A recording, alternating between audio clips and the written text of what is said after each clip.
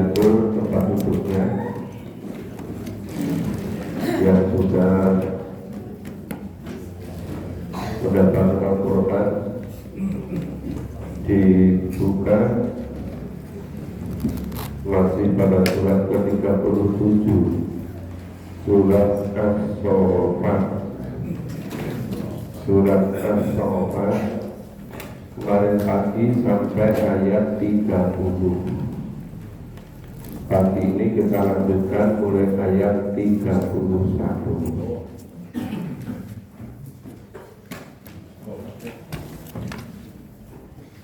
Masih kelanjutan yang tasakalun, saling berbantah-bantahan, saling menyalahkan antara orang yang menyesatkan dengan orang yang disesatkan.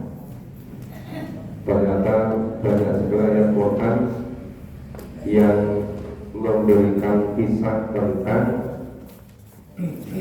kesudahan orang-orang yang ketika di dunia hidupnya saling menyesatkan tetapi tidak menyadari ketika sampai ke akhirat baru saling menyalahkan antara yang menyesatkan dengan yang disesatkan.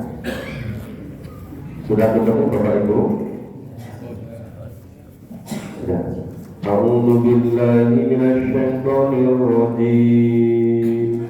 A'udzu billahi minasy syaithanir rajim. Bismillahirrahmanirrahim. Bismillahirrahmanirrahim. Fahaqqa 'alaina qawlu rabbina.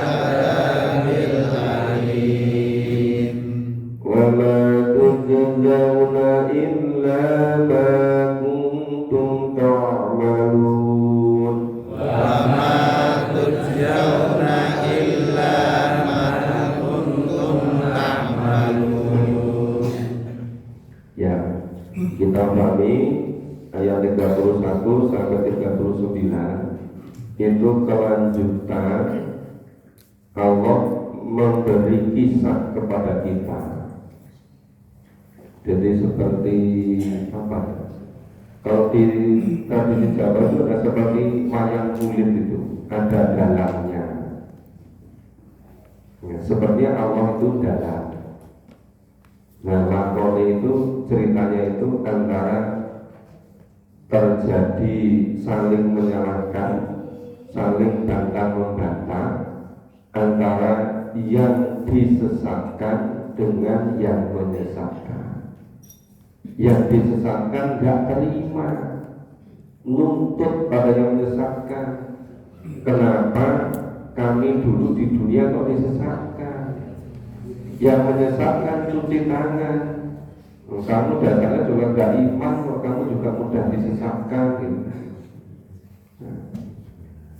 Jadi kisah di dalam Al-Quran itu sebetulnya menunjukkan pada kita, kebanyakan orang itu baru sadar, baru betul-betul menyesal ketika sudah tidak hidup di dunia, atau ketika waktunya sudah habis, ketika menjalankan sama Rasulullah, ketika sudah di alam kubur, ketika sudah di yaumil ba'ats, dan ketika sudah di akhirat. Ketika di dunia Allah kasih kesempatan umur yang relatif panjang, tetapi tidak betul-betul menggunakan sesuai yang ditentukan Allah, tidak mau mensyukuri nikmat waktu. Dalam hidup ini sepertinya hanya terus-menerus mencoba-coba, tidak mau secara betul-betul totalitas all out memahami tuntunan Allah kemudian mengamalkan. Maka coba kita simak berikutnya. Fakat qawalana qawlu rabbina inna ladaikun.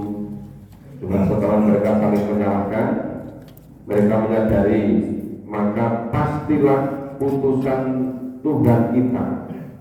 Apa itu? Siksa di neraka akan menimpa kita semua. Kita siapa? Kita antara yang menyesatkan dengan yang disesatkan. Sesungguhnya kita akan merasakan azab itu. Ya innaladzaiku. Jadi akhirnya sama-sama antara yang menyesatkan dengan yang disesatkan, sama-sama salahnya. Semua yang disesatkan nuntut. Kenapa? Kami dulu di dunia kamu sesatkan. Yang disesatkan menjawab, loh kenapa kamu juga mau? Ya dasarnya imam kamu juga gak kuat gitu kan. Disesatkan juga mudah. Akhirnya kedua belah pihak baru menyadari bahwa mereka semua akan merasakan azab. Maka wainakum inna kunna ghawin. Nah, yang besarnya dari maka kami telah menyesatkan kamu. Baru mengakui dia. Kami dulu ke dunia menyesatkan kamu. Nah, inna kunna ghawin. Sesungguhnya kami ini adalah orang-orang yang sesat ghawin. Kami memang orang yang sesat dan kami memang berhasil menyesatkan kamu. Tapi semuanya sadar ketika sudah di akhirat, sudah tidak ada gunanya kesadaran seperti itu. Fa'innakum yawma'idin bil adabi mustarikun. Nah, akhirnya mereka semua bersama-sama di dalam azab, bersama-sama masuk neraka. Jadi ternyata di dunia ini banyak orang yang secara bersama-sama merencanakan tidak mau masuk neraka sendiri-sendiri, mencari teman sebanyak mungkin.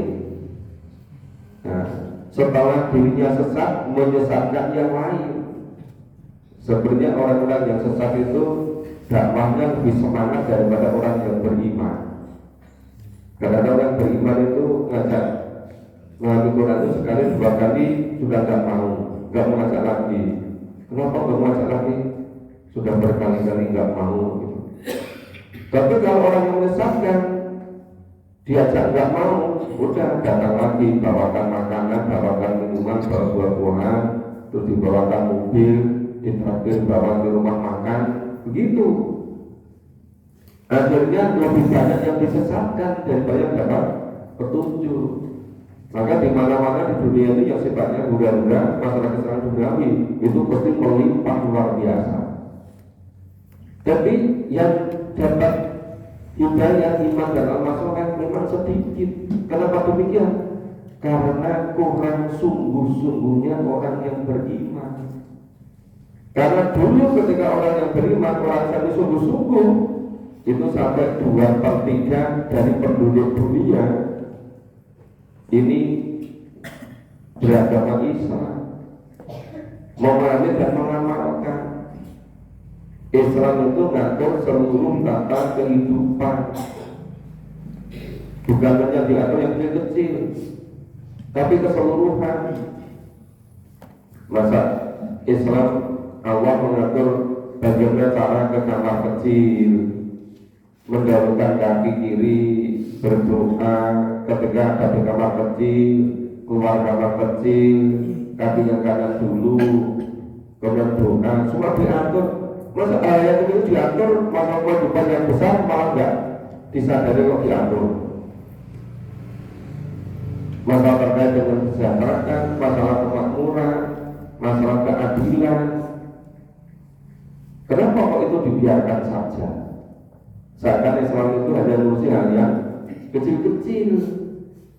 Padahal Islam itu ngatur keseluruhan. Nah, maka mereka Allah dulu di sini masalah secara totalitas, jangan pilih-pilih.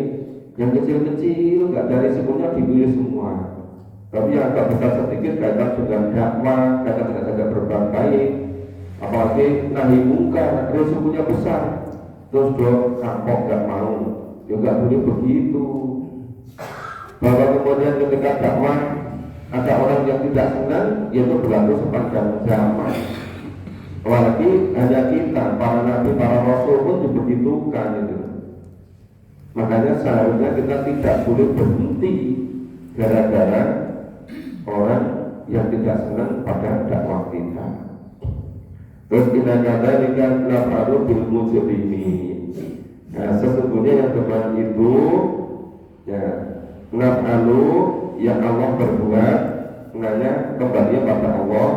Kami Allah berbuat bil mujrimin terhadap orang-orang yang pendosa. Jadi kalau tadi para pendosa semuanya bersama-sama masuk neraka, ya itu hasil dari perbuatan mereka. Gitu. Allah menentukan aturannya, ketentuannya. Karena mereka menempuh jalan begitu, ya akhirnya bersama-sama di neraka. Maka istilahnya mustarikun, mereka berserikat, mereka semuanya bila ada dalam adab neraka. Dan kinahum kanu idza qila lahum, sesungguhnya mereka itu ketika dikatakan kepada mereka, suruh katakan la ilaha illallah, coba katakan akui sadarkan tiada Tuhan selain Allah. Tapi malah yastakbirun, mereka malah bangkit kesombongannya, malah mereka takabur, malah katakan nggak usah ngajari saya sudah lebih tua dari kamu, saya sudah lebih lama di dunia ini, kamu nggak usah ngajak-ngajak saya. Nah, malah tidak begitu. Ketika diajak mengesahkan Allah, diajak la ilaha illallah, tiada Tuhan selain Allah, malah bangkit kesombongannya, yastakbirun, mereka semua malah menjadi sombong. Wayaquluna inna latariku alihatina, coba malah mereka katakan apa?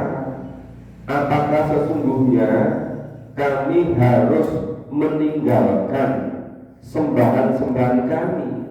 Inna latariku alihatina, apa kami harus meninggalkan sembahan-sembahan kamu yang jumlahnya sekian banyak. Kalau dulu menyembah Lata, Uzza, Manat, sekarang mempertuhankan hawa nafsu, mempertuhankan hobi, mempertuhankan pekerjaan, mempertuhankan uang. Kalau merasa kurang sedikit saja sudah nggak sempurna itu masa duniawi. Tapi masalah hidup yang sebenarnya di akhirat malah tidak disiapkan. Maka mereka mengatakan, apa kami harus meninggalkan sembahan-sembahan semuanya ini? Ya. Terus lisan imajenu hanya sekedar mengikuti ahli syair yang gila. Coba itu.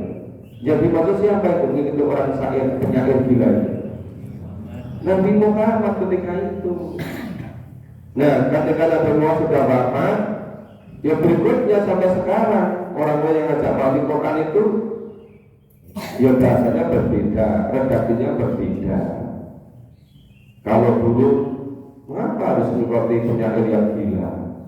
Kalau sekarang begitu bapak itu mau dakwah, belum apa-apa udah biarkan, oh kita kayak bulan bolo kayak gitu, ya kan? Kesannya sudah negatif. Mengatakan orang dai katakan gulat bolo, ya memang gulat bolo. Ini kalau itu kan konotasinya negatif. Ya mungkin orang yang ngajak itu harus diuji kesabarannya. Nek di uneke gulat bolo, dia boleh yang sini tetap gak mau kapok gitu kan. Ya kalau imannya gak kuat ya terus berhenti. Karena rumah sama disakiti. Mau mengajak ke jalan Allah kok dikatakan gulat bolo gitu. Akhirnya terus berhenti. Itu yang imannya tidak kuat. Iman kuat nggak akan berhenti. Baca Abil Haqi wasok dan mursali. Sebenarnya dia Muhammad itu telah datang membawa kebenaran. Ya Abil Haqi. Nabi Muhammad SAW itu datang membawa kebenaran, membawa wahyu dari Allah. Dia utusan Allah, Rasul Allah. Dia Nabi Allah, memberikan kabar, memberikan berita, mengabarkan oh besok ada hidup setelah mati, ada yaumul ba'ats, ada surga, ada neraka, ada malakotnya dengan tangan kanan, ada malakotnya dari belakang. Itu tugas Nabi, namanya Nabi menyampaikan. Itu tugas Rasul, namanya utusan Allah. Wasodaqal mursali. Dan Rasul itu membenarkan utusan-utusan sebelumnya. Ya, jadi utusan sebelum Nabi Muhammad, ya ada para nabi, para rasul, Nabi Isa alaihissalam, Musa alaihissalam, seterusnya sampai Nabi Adam alaihissalam, itu semuanya dibetulkan. Kenapa? Karena tugas kenabian ke Rasulnya sama, cuma berbeda umat yang dihadapi. Semuanya mengesahkan Allah, mentauhidkan Allah, dan mengabaikan diri semata-mata pada Allah. Innakum ladaikul adabil alim. Sesungguhnya kamu pasti akan merasakan adab yang pedih. Kamu siapa? Kamu tadi yang mengatakan Rasul itu penyair yang gila. Ya, tukang sihir yang gila, orang yang gak senang pada dakwah Islam. Itu innakum ladaikul adabil alim. Nah, tetapi adab yang pedih itu wa ma tujzauna illa ma kuntum ta'malun. Jadi pembalasan berupa adab yang pedih tadi tiada lain kecuali itu balasan terhadap apa yang telah mereka kerjakan. Jadi pulangnya sendiri. Karena kalau ngomong nggak sesuai tuntunan Allah. Tapi kalau ada orang yang ngomong tuntunan Allah malah dianggap menyakiti. Itu terbalik-balik. Kenapa begitu? Karena memang sudah tidak mau secara sungguh-sungguh memahami tuntunan Allah. Jadi masuk neraka, diazab di neraka itu karena perbuatan manusia. Mudah-mudahan selalu ingat ini. di surat As-Saffat ayat 39. Wa ma tujzauna, dan tidaklah ya, mereka semuanya itu dibalas. Balasnya apa? Karena jahat, ya neraka.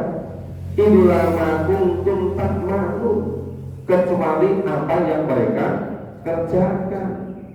Ya mereka mengerjakan melalui perkataan, melalui perbuatan, melalui sikap, melalui media sosial, melalui pengaruhnya, melalui semua digunakan. Tapi itu semuanya masuk dalam satu ungkapan namanya ma kuntum ta'malun. Apa saja. Jadi tidak ada lagi Islam masuk neraka bersama-sama karena takdir. Padahal masuk neraka itu karena apa yang mereka kerjakan.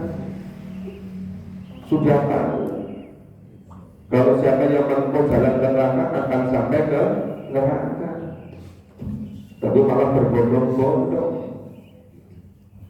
Ya, ketika di dunia diberitahu tak mau, ketika di akhirat ya baru menyesal semuanya. Kayak kita baca berikutnya. Ini kebalikan dari kisah yang sebelumnya. Jadi yang dari ayat 20 sampai 39 itu kisah bagaimana cara hidup orang-orang musyrik, orang-orang kufur, dan bagaimana kesudahan mereka antara yang menyesatkan dengan yang disesatkan. Orang-orang yang semuanya itu tidak menerima kerasulan kenabian Nabi Muhammad SAW. Ya, yang berikutnya ini kebalikannya. Ini gambaran kehidupan orang-orang yang iman dan amal soleh. Itu nanti akan di surga. Gambarannya secara singkat digambarkan di ayat-ayat berikut. A'udzu billahi minasyaitonir rajim. A'udzu billahi minasyaitonir rajim. Illa ibadallahil mukhlasin. Illa ibadallahil mukhlasin. Ulaika lahum rizqum ma'lum.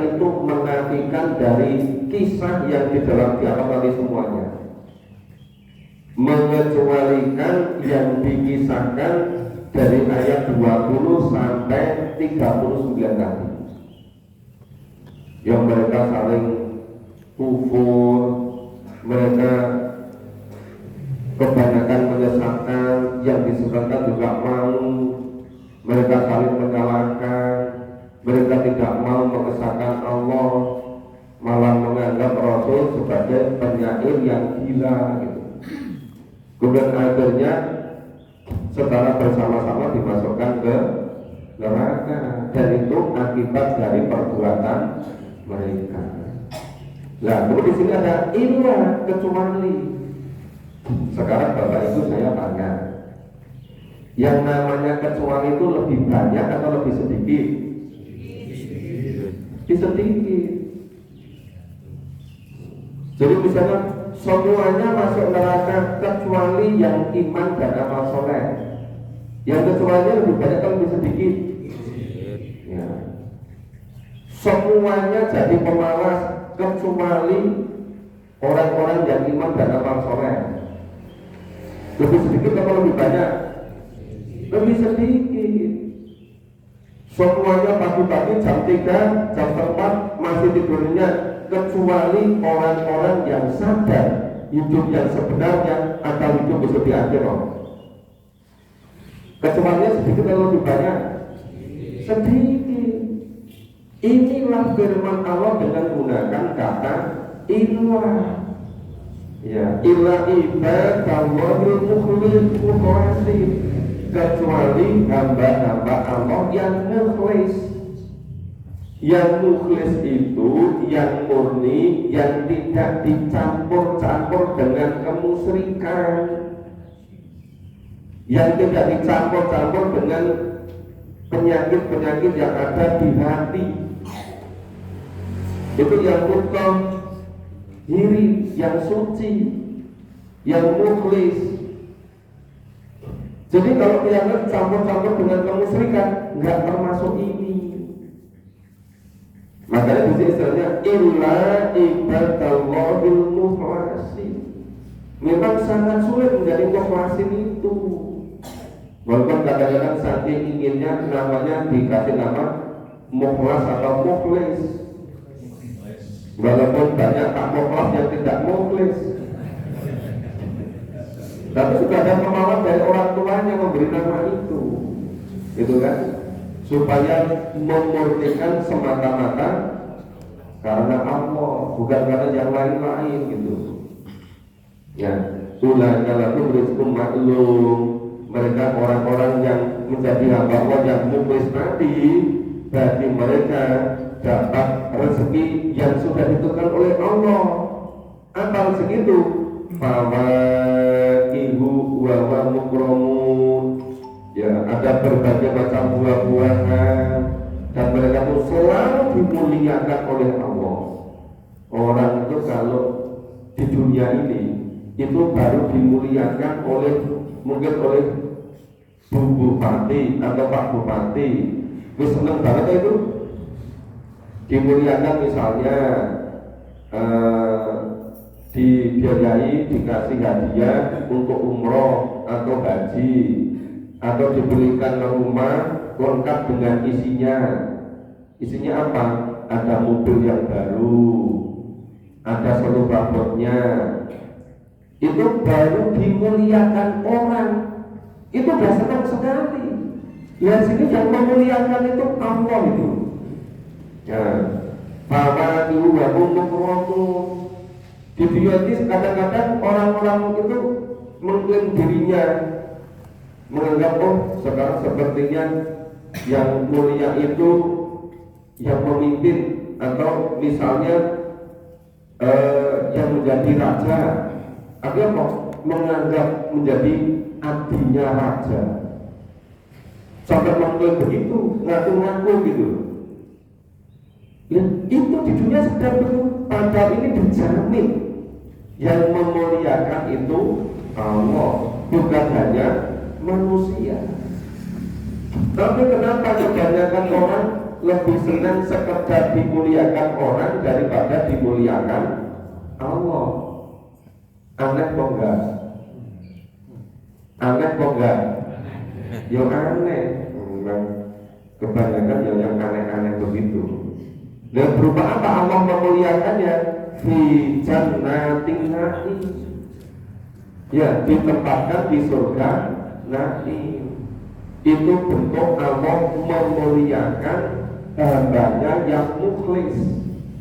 Yang tidak mukhlis ya tidak. Kalau menurut pendapat orang ya semuanya sendiri. Karena kalau menurut firman Allah itu orang-orang yang mukhlis, hamba Allah yang mukhlis, yang masuk ke surga Naim. Seberapa gambarnya surga Naim?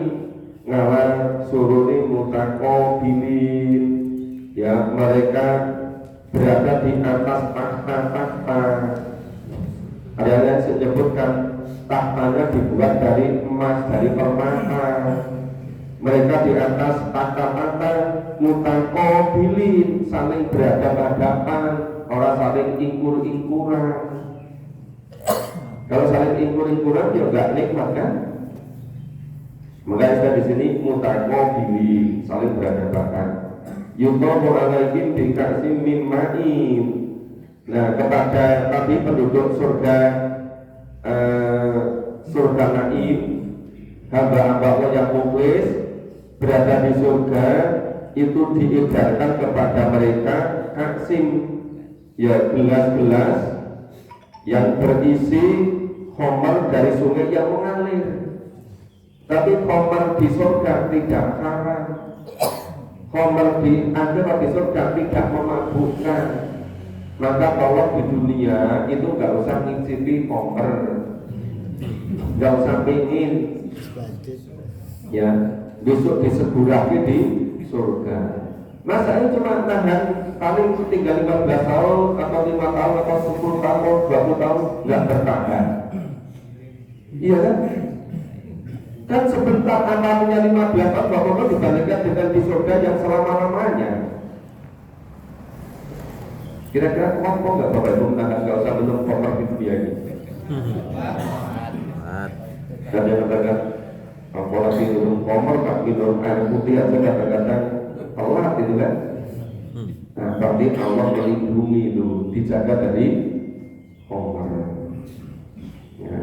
Maka tadi yang berada di surga Naim itu diedarkan piala-piala, gelas-gelas yang gelasnya berisi khamar yang itu berasal dari sumber air yang mengalir, mimmain, ya, sumber air yang mengalir.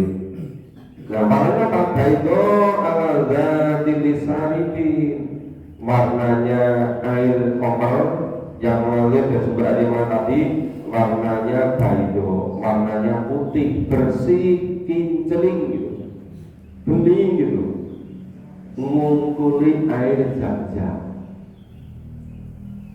Nah, sudah sering merasakan air Zam-Zam kan? Ya. Itu Bapak Ibu yang nanti mau haji umroh, kalau bisa 3 hari pertama di sana jangan minum kecuali air Zam-Zam. Itu nanti seluruh kotoran akan keluar semua. Nanti badan itu jadi ringan, kelihatan seperti sangat sehat itu. Yang semula ketika di tanah ini jalan 2 kilo, 3 kilo capek. Di sana itu sehari jalan 10 kilo, kurang lebih 20 kilo, kuat dengkul ini. Kenapa? Itu sudah dikoroti semua dengan air Zam-Zam itu. Kerak-keraknya dibersihkan semua, kotoran-kotoran keluar semua. Tapi kalau nggak dicampur-campur lo minumnya, ya, itu bisa bersih gitu. Makanya ketika berangkat dari tanah air, suasana sudah capek karena pekerjaan luar biasa banyak, tumpuk-tumpuk. Wah, dari sana itu masa merdeka apa? Nggak diburu-buru pekerjaan. Adanya cuma seneng aja. Kalau sholat dikir nggak ubur-ubur apa? enggak diburu-buru jadwal memberi kuliah enggak ada, jadwal isi kajian enggak ada. Pokoknya merdeka betul juga. Nah itu minum air zam-zam yang banyak-banyak. Tapi cepat-cepat kamar itu juga apa perlu ya jangan jauh-jauh di kamar kecil tempat tiga Tuhan baca Qurannya itu gitu loh, nggak apa-apa. Tapi nanti akan bersih betul. Nah ini disebut apa di sini apa? Itu baidokan lazatis saribi, maknanya putih, jernih, bersih, sedap rasanya bagi orang-orang yang meminum. Jadi jauh melebihi air zam-zam. Ini yang meminum ini tadi siapa? Orang yang di surga. Orang yang di surga itu siapa? Hamba-hamba Allah yang mukhlis, yang tidak mencampur aduk keimanannya dengan kemusyrikan. Itu. Jadi harus ingat yang ayat 40 tadi. Terus wadina ghalu balagum anha yunzabu. Nah, itu di dalam surga yang minumnya khamar tadi itu tidak ada dalam khamar itu alkohol, dan mereka tidak akan mabuk karena minum itu, tapi serba menyegarkan. Jadi semeringah gitu, nek jalani dari semilir itu, dua serba singsut serba senang gembira semua. Ya memang di surga begitu, tinggal senang-senang melulu.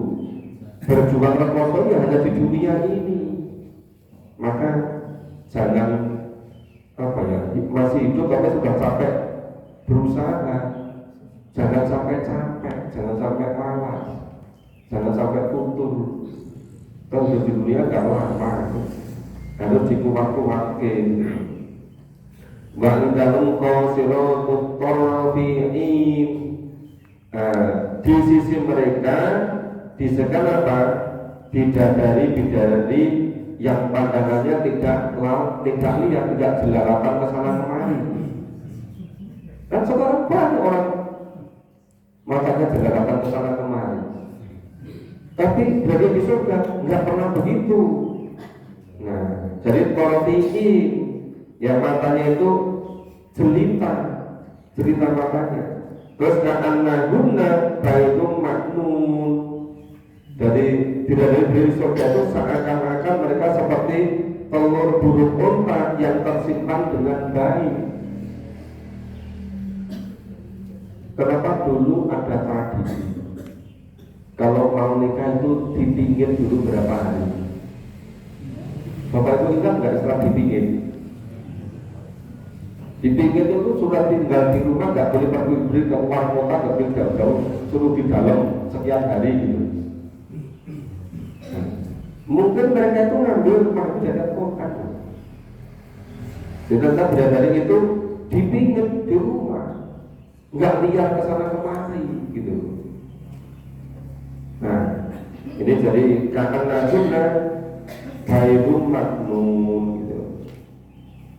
Kita baca berikutnya. A'udzu billahi minasyaitonir rajim. A'udzu billahi minasyaitonir rajim. Fa'aqbala ba'duhum 'ala ba'din yatasaalun.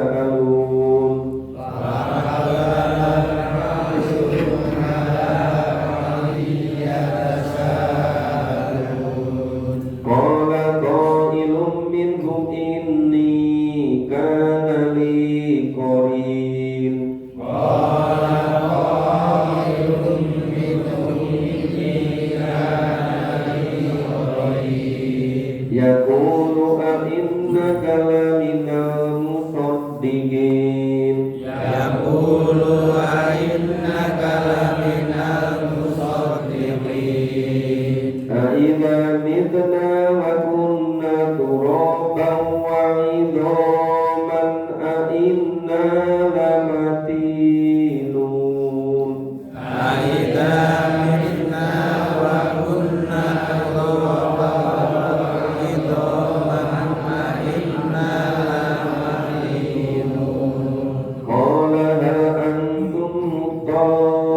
muttali'un.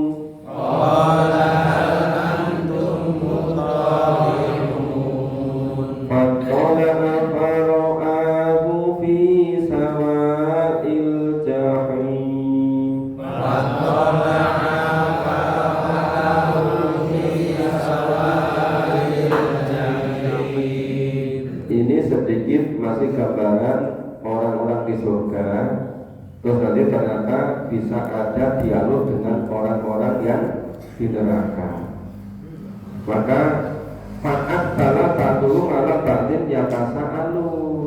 Mereka di dalam surga satu dengan yang lain saling berhadapan-hadapan dan saling bercakap-cakap. Ya udah seneng-seneng, udah rosok. Alhamdulillah disini ning dunya iki kok memahami Quran. Padahal wis nanti umur 55 tahun, ora tahu ngebleng kita Quran.